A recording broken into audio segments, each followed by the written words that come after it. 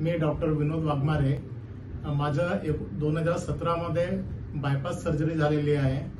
त्यानंतर 7 वर्षांनी मी पुन्हा 6 वर्षांनी पुन्हा चेक केलं तर मला त्रास होता.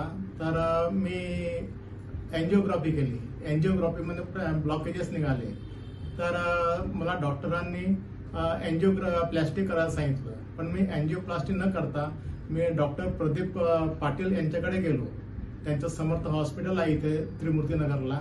त्यांनी मला EECP ती मशीननी ते ट्रीटमेंट करतात आणि सलाईन लावायला सांगितलं. मी 20 सलाईन लावल्या. आता मला कोणताही त्रास नाही आहे. आणि त्यानंतर मी MRI कार्डियक MRI केलं. तर कार्डियक MRI मध्ये माझ्या सगळे रिपोर्ट्स नॉर्मल आहेत. ते इजेक्शन फॅक्टर माझं 70च्या वर डॉक्टरांनी दाखवलं आहे तिथे रिपोर्टमध्ये. पण माझं ऍक्च्युअली मी डॉक्टरांनी चर्चा केली तेव्हा त्यांनी मला सांगितलं की तुमचं इजेक्शन फॅक्टर 85च्या वर आहे म्हणे. आज सध्या मला कोणताही त्रास नाही. आता मी सगळं वॉकिंग वगैरे करतो, रोज फिरायला जातो. मला सध्या काहीही त्रास नाही. थँक्यू.